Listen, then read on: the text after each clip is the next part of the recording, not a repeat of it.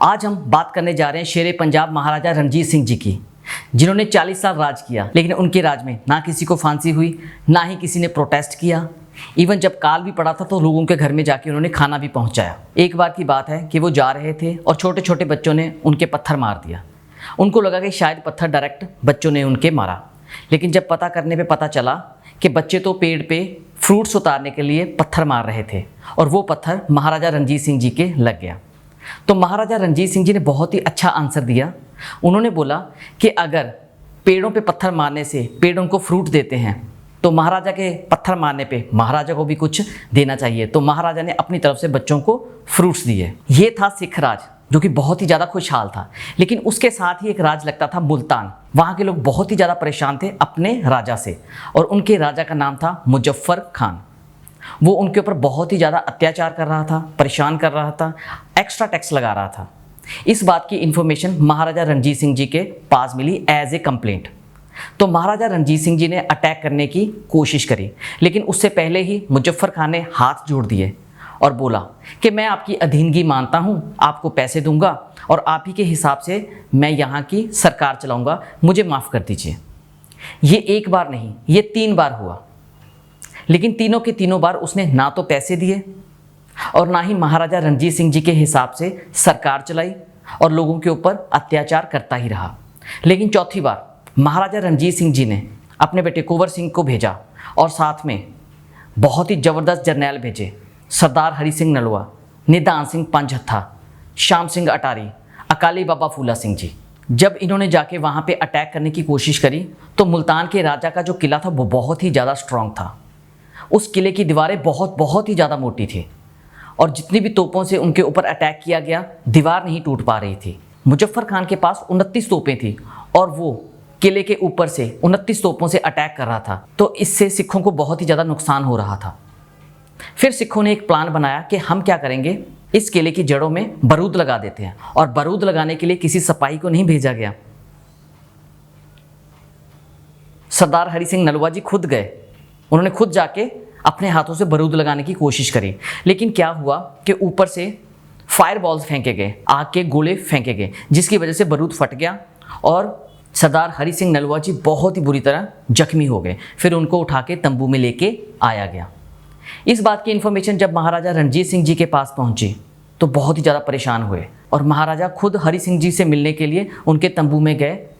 और कहते हैं कि फर्स्ट टाइम महाराजा रणजीत सिंह जी की आंखों में आंसू आ गए ये सब कुछ देखते हुए। तो जो भी उनका डॉक्टरी इलाज कर रहे थे उनको महाराजा रणजीत सिंह जी ने बोला कि मेरे पास जितने भी पैसे हैं भले सभी के सभी लग जाएं, लेकिन मेरे इस जर्नैल को कुछ नहीं होना चाहिए। तो सरदार हरि सिंह जी की अच्छी हेल्थ की कामना करने के लिए महाराजा रणजीत सिंह जी खुद अमृतसर अरदास करने के लिए चले गए।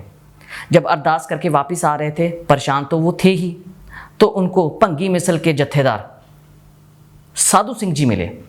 साधु सिंह जी ने पूछा कि महाराजा आपको क्या दिक्कत है, बड़े परेशान लग रहे हैं।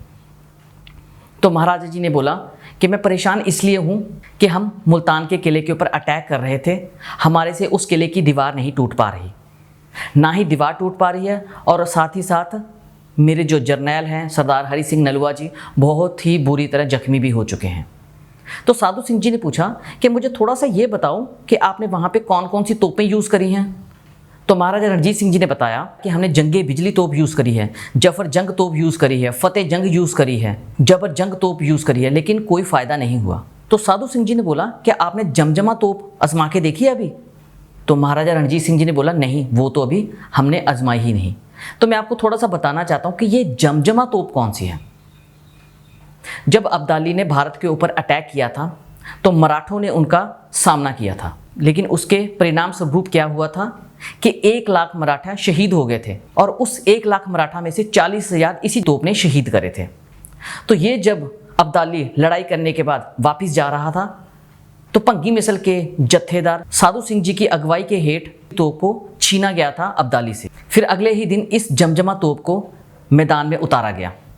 तोपची ने बताया कि ये तोप तभी काम करेगी अगर इसका सटीक निशाना एक ही जगह पे 20 बार गोले दागे जाएं तो इस वाक्य को सैयद गुलाम जिलानी, जो कि एक स्पाई था, सुइया था मुल्तान के राजा का, और वो सिखों में घूम रहा था, उसने इस चीज़ को एक्सप्लेन किया अपनी तरफ से। उसने बताया कि जब जंगे बिजली तोप को यूज़ किया गया तो जैसे ही पहला गोला चला तो धरती कांप गई, दूसरा गोला चला तो ऐसे लगा कि मुल्तान तो गया, लेकिन जैसे ही तीसरा गोला चला तो उसका एक पहिया टूट गया।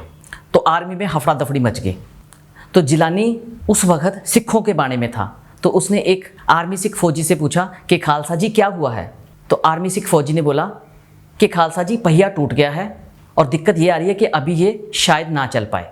लेकिन गिलानी जैसे ही पास में गया तो उसने देखा तोप का सच में पहिया टूटा हुआ था और प्लानिंग की जा रही थी, और प्लानिंग का रिजल्ट ये निकला कि ये तोप तभी चल पाएगी अगर इसके नीचे कोई इंसान कंधा देगा।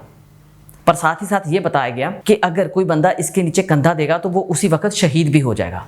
गिलानी ने सोचा अच्छा अब देखते हैं इनकी बहादुरी के किस्से। उस वक्त और हफड़ा दफड़ी मच गई, सिख आर्मी एक दूसरे को पीछे खींच रही थी। गिलानी समझ गया कि मौत से तो सबको डर लगता है, ये तो ऐसे ही बहादुर बने हुए हैं, ये तो ऐसे बोलते रहते हैं कि हम सच के लिए लड़ाई करते हैं और बहुत बहादुर है, कभी भी शहीद हो सकते हैं। लेकिन उसके बाद गिलानी ने जो देखा वो हैरान रह गया। सब एक दूसरे को इसलिए खींच रहे थे कि मैं पहले कंधा दूंगा, कि मैं पहले कंधा दूंगा। इतने में साधु सिंह जी आए, उन्होंने पूछा क्या हुआ। तो सिख आर्मी के फौजी बोले कि जत्थेदार जी कंधा देना है और कंधे देने के लिए बंदा डिसाइड नहीं हो रहा, सभी पहले ही कंधा देना चाहते हैं। तो साधु सिंह जी ने बोला तुम्हारा जत्थेदार कौन है? जत्थेदार जी आप। तो साधु सिंह जी ने बोला पहले कंधा मैं दूंगा। ये होते थे सिख जर्नैल, ये नहीं कि कुर्सियों के ऊपर बैठ के ऑर्डर दे दिया ना, खुद फाइट में जाना। तो साधु सिंह जी ने पहला कंधा दिया। जैसे ही साधु सिंह जी ने पहला कंधा दिया, साधु सिंह जी की शरीर की सारी हड्डियां टूट गई। उसी वक्त साधु सिंह जी शहीद हो गए। और आप सोच रहे होंगे कि ऐसे क्यों? अगर छोटी सी पिस्टल की बात करें तो उसमें हार्डली 1 ग्राम या 2 ग्राम बारूद पड़ता है, लेकिन जमजमा तोप में 21 किलो बारूद लगता था, तब जाके एक गोला शूट होता था। और 21 किलो का गोला अगर शूट होगा तो उसकी धमक कितनी ज़बरदस्त होगी, वाइब्रेशन किस लेवल की होगी। इसी वजह से वहां पे back to back 17 Sikh army फौजी कंधा देने के लिए रेडी हो गए और एक के एक कंधा देते गए। गिलानी ने अपनी किताब में लिखा कि मेरा भी बहुत मन किया कि मैं भी जाके कंधा दूं, क्योंकि वहां पे सिचुएशन ही ऐसे बन चुकी थी। कंधा देने का मन बना लिया, लेकिन उसने फिर अपने आप को रोक लिया कि अगर मैंने कंधा दे दिया मैं तो शहीद हो जाऊंगा। लेकिन उसके परिणाम स्वरूप क्या होगा कि इन सिखों की बहादुरी का जो किस्सा है वो लिखा नहीं जाएगा। 20 गोले लगने के बाद किले की दीवार पे एक गोला हो गया। फिर उस गोले के बीच में से बाबा अकाली फूला सिंह जी अपने 50 साथियों के साथ अंदर एंटर कर गए। अंदर एंटर करते ही गाजर मूली की तरह सबको छील के रख दिया। मुजफ्फर खान के 4 बेटे थे, जिनमें से 2 मारे गए। मुजफ्फर खान खुद भी मारा गया और 2 लड़कों को महाराजा रणजीत सिंह जी की कचहरी में लाके पेश कर दिया गया। अब यहाँ पे सोचने वाली बात है कि दुश्मन के बच्चे सामने आए हुए हैं और मुगल फौज हमेशा यही काम करती थी कि उनको मार देती थी। तो महाराजा रणजीत सिंह जी के पास भी बहुत बढ़िया ऑप्शन थी कि उन दोनों के सर कलम करके साइड पे रख देते, लेकिन महाराजा रणजीत सिंह जी ने ऐसा नहीं किया। क्यों? क्योंकि सिख राज था, सिख राज में ऐसा नहीं किया जाता। महाराजा रणजीत सिंह जी अपने सिंहासन से उठे, दोनों लड़कों को अपने गले से लगाया और उनको बोला कि मेरी जो लड़ाई थी वो आपके फादर से थी, आपसे कोई लड़ाई नहीं। अगर तुम जंग में मारे जाते तो 100 बार मारे जाते, कोई चक्कर नहीं, लेकिन ऐसे पकड़ के किसी को कत्ल करना गलत बात है। ना ही उनको सजा दी और बदले में उनको कुछ गांव की जगीर दे देगी कि तुम यहाँ पे अपना कित्ता करो हाथ से और खाओ और ऐश करो।